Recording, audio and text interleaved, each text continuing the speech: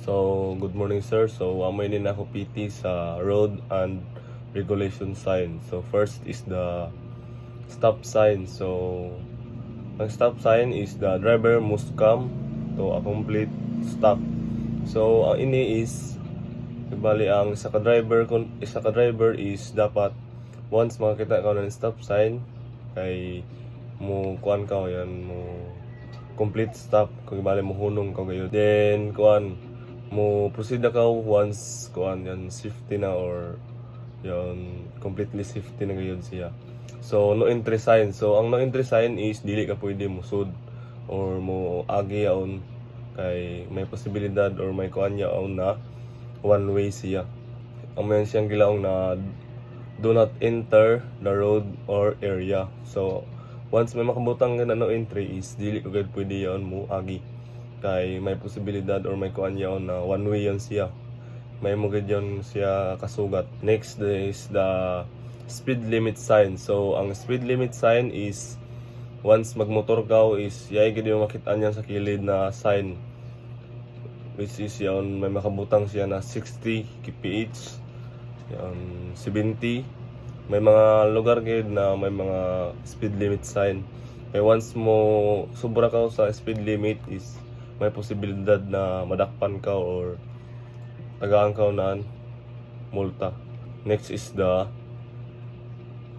no U-turn sign. So no U-turn sign is dili ka pwede nga na mo U-turn or dili ka pwede nga na mo tuyok na na agihan kay yaya ka butang na no U-turn sign. So next is the pedestrian crossing lane sign. The pedestrian crossing sign is makita mo yun siya yun may mga pedestrian na mag-sign na daan siya na yun, may makabutang yan siya na pedestrian.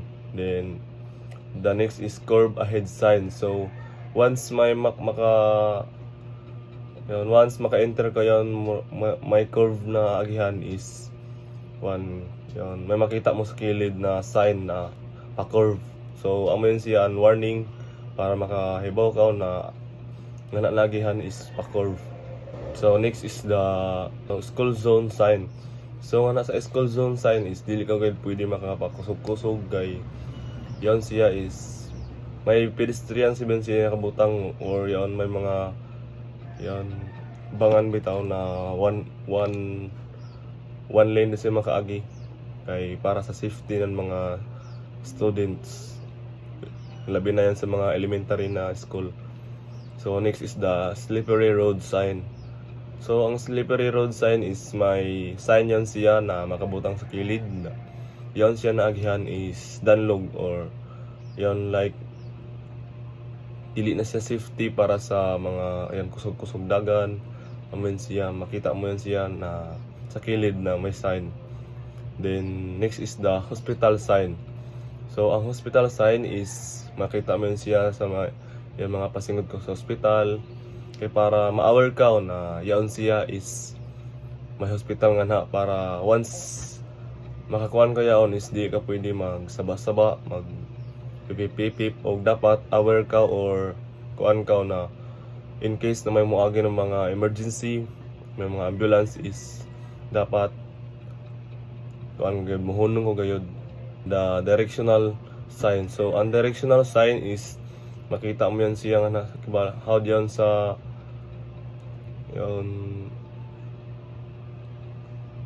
na makita mo yan siya sa kuan sa gamot, makita mo yan siya na may pa gamot o may pa San Miguel na arrow yan siya or sign na makabutang sa karsada bali guide para sa mga yan wala pa masuhito na agihan amen siyan iyo guide na may makabutang na nganhin nga na arrow is pa tandag na arrow is pa Cortez.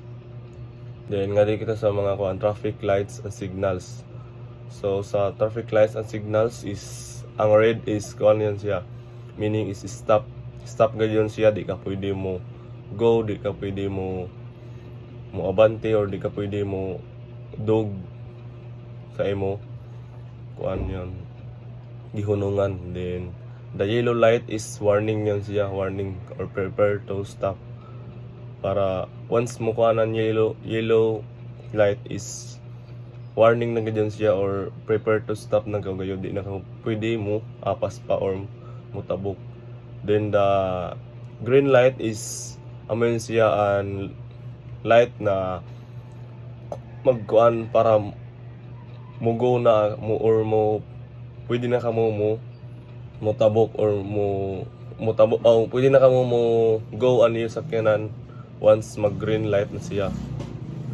So the flashing red light, so ang flashing red light is meaning yan siya is stop and proceed with safety. So dapat itrato sa nato yan siya one flashing red light na stop ganyan siya para sa safety lang. Then the flashing yellow light is ang meaning yan siya proceed with caution. So yan mga kuan ba ganyan siya, yan mga emergency, yan slow down ka tapos be alert dapat. So the broken white lane, so ang broken white lane is kuan yan siya separate lanes na pwede ka mo overtake or mo move once makita nimo na safety an agihan. Then the solid white lane, so ang solid white lane is kuan pwede sab ka mo overtake yaon pero dapat tan-aw nimo pa kung safety ba gayud an nimo overtaken or ang agihan. Then the double solid yellow lane, so ang inin double solid yellow lane is dili gid din siya pwede mo overtake bisan pa sa tuo ka or sa kaliwa kay naka solid double yellow lane. So once mag solid double yellow lane is makita mo yan siya, dili yan siya pwede mag overtake, dili ka pwede mo overtake biskan yan ko sa kaliwa or yan ko sa tuo, di gid ka pwede kay naka solid double yellow lane. Once may yellow lane yung makita na once may double solid yellow lane yung makita is di ka pwede mo overtake in case na lamang kung makita na mo nagihan na safety or waray imo ka encounter.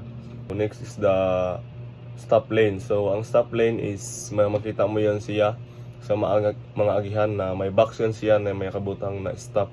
So nga na is pwede ka muhunong or amo ganyan siya indicate sa mga vehicle para muhunong. So pedestrian lane, so crossing walk yan siya, mention mga tabukanan ng mga tao, amo siya tabukanan ng mga tao para safety. Dapat makakita ka ng pedestrian lane tas siya yung mga tao sa kilid is dapat mahunong ko gayud. Yan, i-priority mo sila na makatabok or ma-safety sila.